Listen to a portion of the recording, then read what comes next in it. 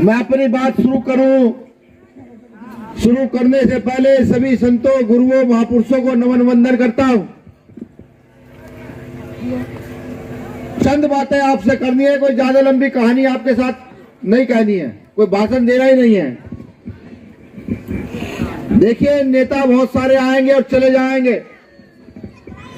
सबसे बड़ा सवाल ये आपके मन में होना चाहिए कि नेताओं की वजह से आपके जीवन में कितना परिवर्तन हुआ है।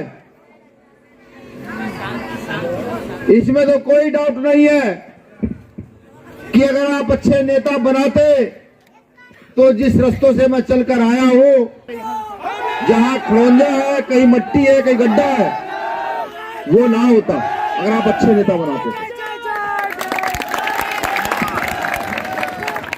इसका सीधा मतलब है कि हमने अच्छे नेता पैदा नहीं किए। डॉक्टर अंबेडकर इस देश में संविधान किसी के लिए लिखकर गए, देकर गए, तो इस देश की अछूत जातियों के लिए, जिन्हें चमार कहा जाता है, जिन्हें धाड़क कहा जाता है, जिन्हें पासी पासवान कहा जाता है, जिन्हें मूसर कहा जाता है, जिन्हें खटीक धोबी नाई कहा जाता है, जिन्हें प्रजापति कश्यप बिंद कुमार कहा जाता है, और संविधान लिखकर देके गए मेरी बहनों के लिए जो मेरे सामने बैठी है, कि अगर आज आप खड़ी है, मुंह खोल के बैठी है, तो ये किसी भगवान की देन नहीं, ये डॉक्टर बाबा साहब अंबेडकर की देन है। मैं तो सिर्फ पूरे देश में जा करके ये समझाने का प्रयास कर रहा हूं कि जो अधिकार बाबा साहब अंबेडकर ने आपको दिया, वोट का अधिकार, उस वोट के अधिकार का सही प्रयोग करना सीख लो। अगर आपने इस वोट के अधिकार का सही प्रयोग करना ना सीखा तो मैं ये कहता हूं, हम तो बर्बाद होंगे, साथ साथ ये देश भी बर्बाद हो जाएगा। उदाहरण देकर बताऊं, ये गांव है, यहां प्रधान सरपंच बनते होंगे, सरपंच जी बोलते हैं ना गांव के उसको, सरपंच बनते होंगे। बीडीसी को क्या बोलते हैं यहाँ? पंचायत समिति के सदस्य भी बनते होंगे। यहाँ जिला पंचायत को क्या बोलते हैं? जिला परिषद के चुनाव भी यहाँ होते होंगे। यहाँ जिला परिषद प्रमुख भी जिले का बनता होगा। यहाँ ब्लॉक प्रमुख को क्या कहते हैं? यहाँ प्रमुख भी बनता होगा, यहाँ विधायक भी बनता होगा, यहाँ मेंबर ऑफ पार्लियामेंट भी बनता होगा, यहाँ मुख्यमंत्री और मंत्री भी बनते होंगे, यहाँ प्रधानमंत्री भी बनते हैं। ये वो लोग हैं जो हमारे वोट से बनते हैं। आप जानते हैं आपके सरपंच का भी पैसा आता है गांव में लगाने के लिए। आपके जो वो बीडीसी का कहा था,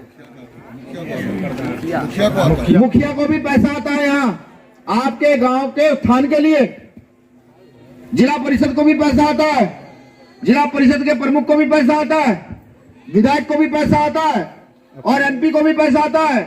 आपके विकास के लिए मुख्यमंत्री की कोष में भी पैसा आता है, भारत के फंड से, सरकारी फंड से। और मैं आपको बताऊं, एससी एसटी का अपना एक अलग से बजट होता है।